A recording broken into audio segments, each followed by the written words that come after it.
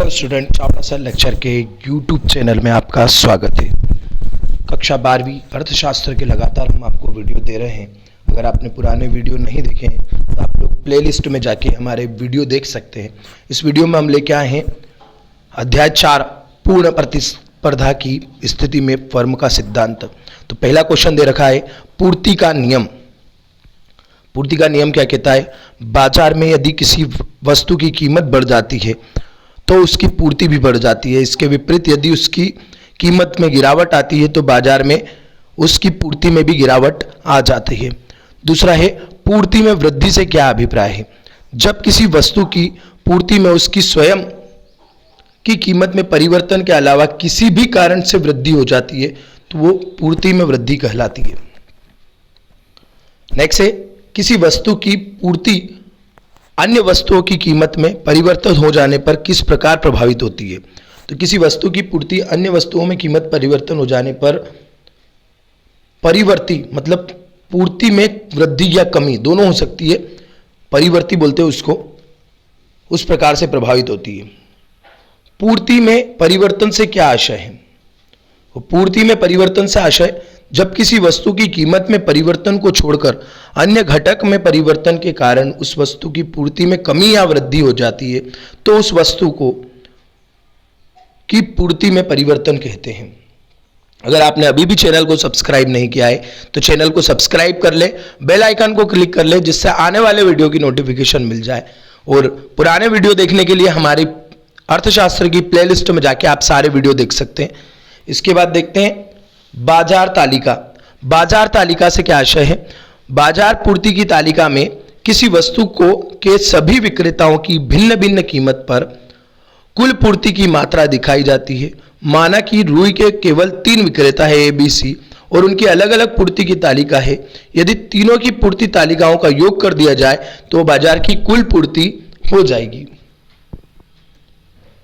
अगला है वस्तु की पूर्ति को प्रभावित करने वाले तत्व कौन कौन से हैं? तो वस्तु की पूर्ति को प्रभावित करने वाले जो तत्व है वो है वस्तु की कीमत, अन्य वस्तुओं की कीमत, तकनीकी विकास और प्राकृतिक तत्व। पूर्ति की लोच को प्रभावित करने वाले कारक। पूर्ति की लोच को प्रभावित करने वाले कारक वस्तु की कीमत, समय तत्व, उत्पादन साधन में परिवर्तनशीलता और वस्तु की प्रकृति, ये होते हैं पूर्ति की लोच को प्रभावित करने वाले कारक।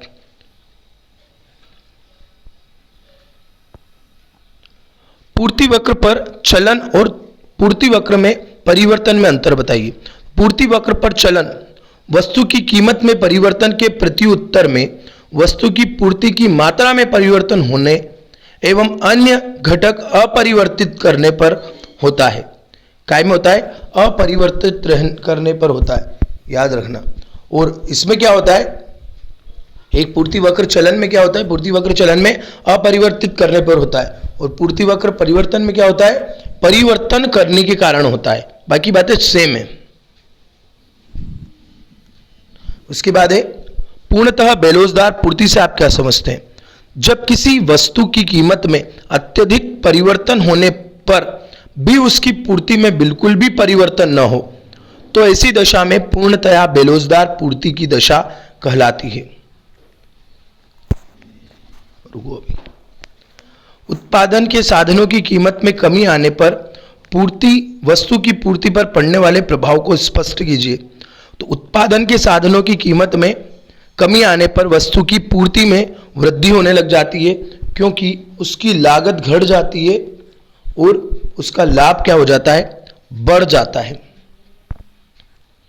तो ये पार्ट 4 के क्वेश्चन हो गए। उसके बाद पार्ट 5 के देखते हैं। पार्ट 5 में बाजार संतुलन। उच्चतम निर्धारित सीमा किसे कहते हैं?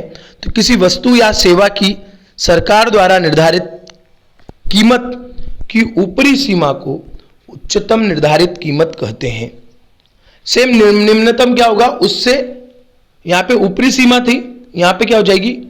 न्यूनतम सीमा हो जाएगी। न्यूनतम सीमा, दोनों में कोई ज्यादा डिफरेंस नहीं है, सिर्फ उच्चतम सीमा लिखना है और या ऊपरी सीमा लिखना है और न्यूनतम सीमा लिखना है। तो वो निम्नतम निर्धारित कीमत हो जाएगी। संतुलन, संतुलन दोनों के बीच की होगी। जब मांग व पूर्ति की परस्पर विरोधी शक्तियां एक बिंदु पर समान या शक्तिहीन हो जाती है, मतलब या तो इक्वल हो जाए या उसकी शक्ति खत्म हो जाए, तो वह वस्तु की मांगी जाने वाली मात्रा उसकी पूर्ति की जाने वाली मात्रा के ठीक बराबर होती है, तो इसको संतुलन मूल्य के नाम से चुकाया जाता है और इसे साम्य बिंदु भी कहते हैं या संतुलन कीमत भी कहते हैं। श्रम की मांग किसके द्वारा की जाती है? तो श्रम की मांग किसके द्वारा की जाती है? उत्पादक, मजदूर किसको चाहिए? जो उत्पादन कर रहा है उसको चाहिए। वस्तु की मांग किसके द्वारा की जाती है? वस्तु की मांग उपभोक्ता के द्वारा की जाती है, क्योंकि उपभोक्ता वस्तु बाजार में लेने जाता है, ग्राहक जो होता है वो। बाजार संतुलन से आप क्या समझते हैं? बाजार संतुलन, संतुलन मूल्य से तात्पर्य ऐसे मूल्यों से है जो मूल्य को प्रभावित करने वाले विभिन्न तत्वों के द्वारा निर्धारित किया जाता है और किसी भी वस्तु का मूल्य उसकी मांग एवं पूर्ति की शक्तियों द्वारा निर्धारित होता है। तो ये आपका पार्ट हो गया 4। इस पार्ट 4 के छोटे क्वेश्चन है सारे। तो उच्चतम निर्धारित कीमत किसे कहते हैं? निम्नतम निर्धारित कीमत किसे कहते हैं? संतुलन कीमत किसे कहते हैं? श्रम की मांग किसके द्वारा की जाती है? वस्तु की मांग किसके द्वारा की जाती है? बाजार संतुलन से क्या आशय है? इसके बाद देखते हैं पार्ट जो 5 के बाद 6, प्रतिस्पर्धा रहित बाजार। तो पूर्ण प्रतियोगिता से बाजार का क्या आशय है? पूर्ण प्रतियोगिता से तात्पर्य है ऐसी स्थिति में जिसमें किसी वस्तु के बहुत अधिक विक्रेता और क्रेता होते हैं, मतलब बहुत सारे दुकानदार बाजार में हो, तो वो क्या कहलाती है? पूर्ण प्रतियोगिता कहलाती है। वहां पे भाव कम ज्यादा भी हो सकते हैं, अलग अलग दुकानदार आवाज लगा लगा के भी ग्राहकों को बुलाते हैं। पूर्ण प्रतियोगिता बाजार की 2 विशेषता, एक तो क्रेता और विक्रेता बहुत ज्यादा होते हैं, मतलब ग्राहक और दुकानदार बहुत ज्यादा संख्या में होते हैं, और दूसरा उत्पत्ति के साधनों में पूर्ण गतिशीलता पाई जाती है।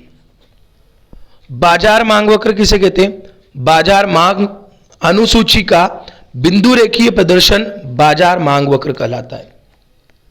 सीमांत संप्राप्ति से आशय उत्पादन की एक एक अतिरिक्त इकाई को बेचने से कुल लागत में जो परिवर्तन होता है उसे सीमांत आगम या संप्राप्ति कहते हैं।